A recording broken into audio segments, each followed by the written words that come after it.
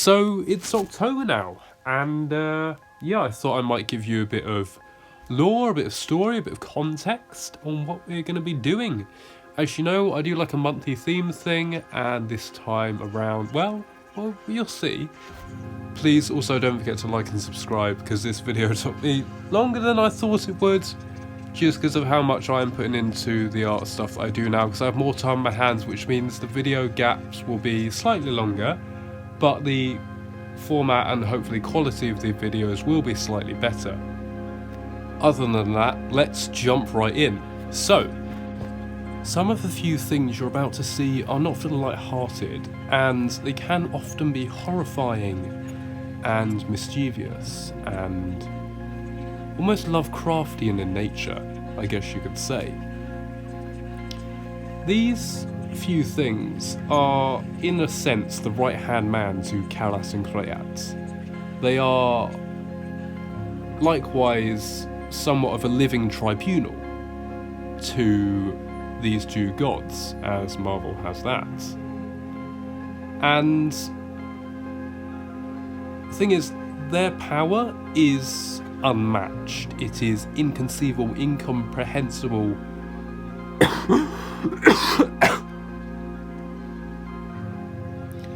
almost matching that of Kalas and Krayat, obviously just being below. And of course, if they ever reached that physical power, then they would overthrow their superiors. They are not physically connected. They are three organisms, like a head of one beast, not spiritually connected, but connected via the power of Kalat and Krayat. They do not speak for them, rather they are their own conscience. If a being is ever to see these three things, then it is only in visions or dreams or some sort of trance, as they cannot physically be perceived. Otherwise, such being, no matter how powerful, will suffer a fate worse than death, like infinity times worse. And with this in mind, any being, no matter how powerful, how large, how small, how inconceivable they may be, when before these few things, these horrifying yet powerful cosmic forces, they are stripped of everything: their power, their body, their physical form, their astral form. They are stripped down to their pure energy, their soul, as some cultures believe. And this is actually a reference to one of the first rules I ever made in the universe. So check that out if you want to. It's in another video.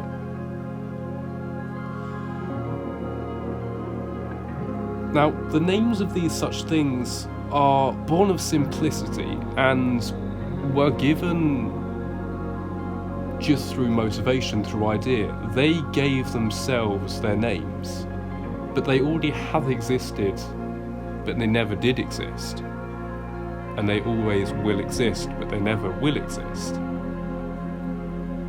And one day they just began existing. There was no Big Bang, there was no explosion, there was no creation. They simply were not, and then they simply were. But if one is to know the names and endure such madness and pain, then be sure to listen, to see, and to speak. Sja, sperk, snessil.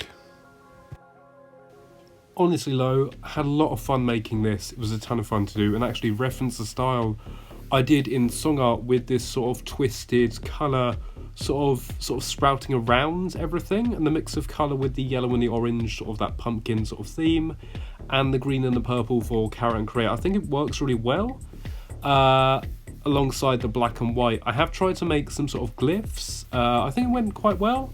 As you can see, we've got the Sia, Snetsil, or listens backwards, and speak, obviously with accents when you actually say them in the CNC universe. I would like to probably write some stories quite soon as well, including these characters, and they're going to pop up here and there. Also, I've got some Halloween projects coming up as well, more like crafty stuff, so that should be a lot of fun. Also, please do comment, like and subscribe, and yeah, comments what you might want to see next.